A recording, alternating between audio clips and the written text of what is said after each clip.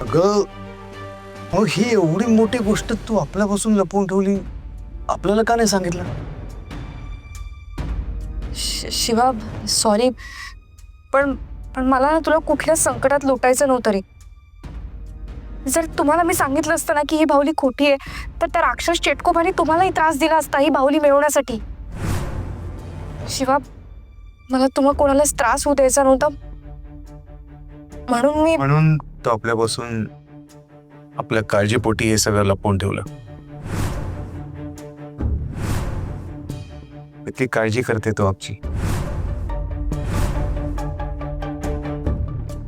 बरं मग शक्ती, ती खरी बाहुली कुठे लपवून ठेवलीस तू?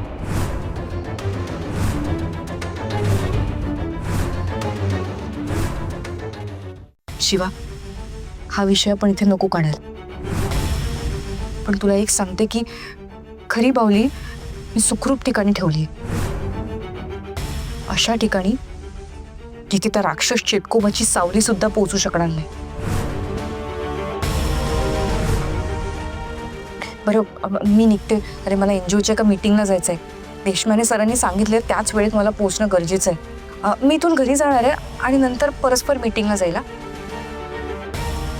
तू इथे थांबतोयस की? थांबतो, थोडा वेळ थांबतो आपण इथे. तू जाऊन ये मीटिंगला. बरं, मी येते. शेट, आम्ही पण येतो. हा चल, काळजी घ्या. टेकत घ्या बाबा.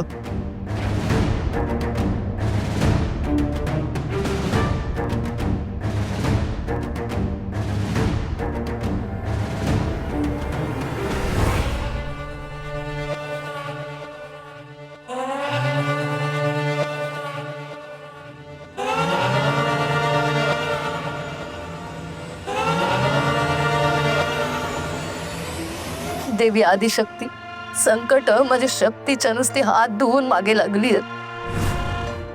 तू तर सगळंच पाहतेस आणि वेळोवेळी तिच्या पाठीशी उभी राहते, तिचं रक्षण करतेस. माझ्या शक्तीच्या आयुष्यात काही ना काही उलता पालत होतच राहते बघ.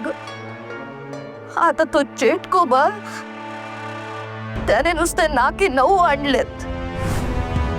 ती मोहिनीची बाहुली, ती माझ्या शक्तीच्या जीवावर उठली.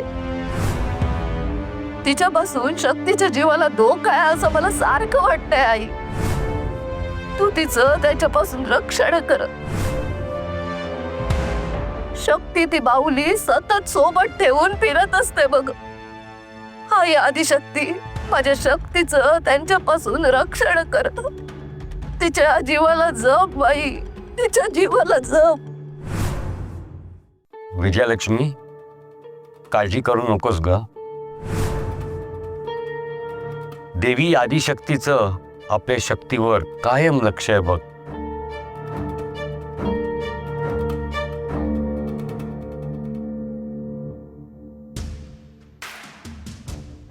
आपण न घाबरलेलंच बरं. कोण घाबरतंय?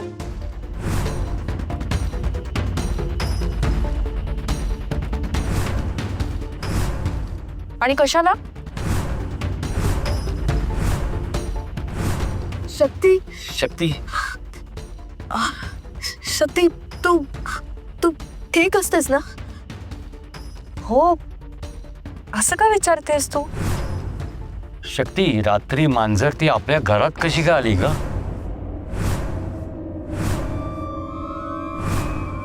अप्पा, तुम्हीच कपाटाचा दरवाजा उघडा ठेवला होता ना?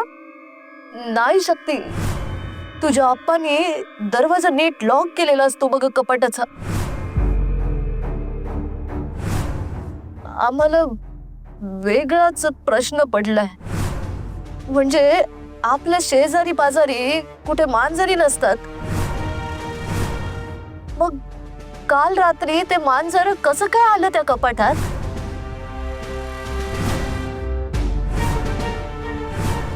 मग काय वाटतंय तुम्हाला?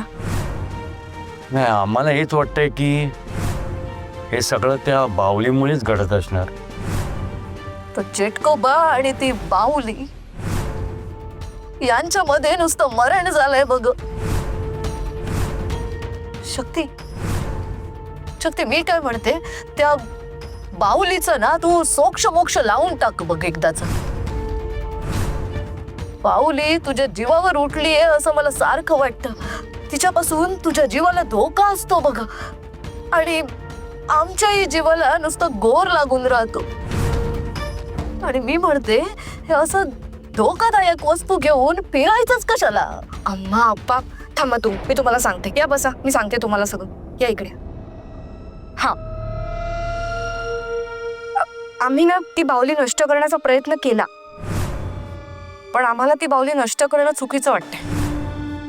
अगं काय बोलतेस? अम्मा ऐकून तरी घे ग माझं. हे बघ, मी ती बाहुली सगळीकडे घेऊन फिरते म्हणून तुला टेन्शन आलंय ना, म्हणून तुम्हा दोघांना काळजी वाटते ना. पण तुम्हाला एक सांगू का, ती बाहुली मी घेऊन फिरत नाहीये, त्यामुळे तुम्हाला घाबरायची गरजच नाहीये.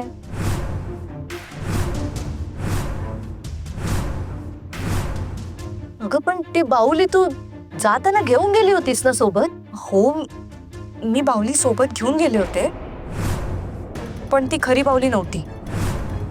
म्हणजे ती बाहुली खोटी होती. खरी बाहुली मी आपल्या घरातच लपवली, आणि अशा ठिकाणी जिथे त्या राक्षसाची सावलीही पोहोचू शकणार नाही. म्हणजे नक्की कुठे? थांब दाखवते.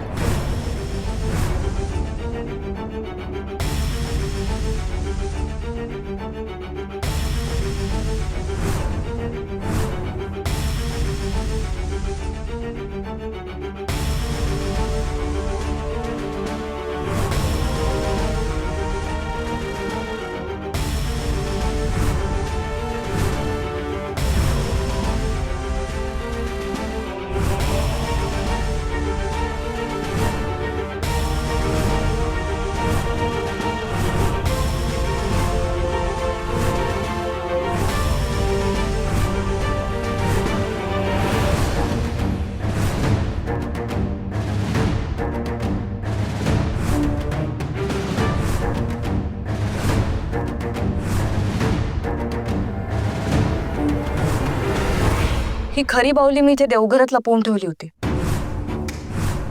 पण अम्मा आप्पा मी सांगेपर्यंत प्लीज या बाहुलीला हात लावू नका, आणि कोणाला लावूही देऊ नका.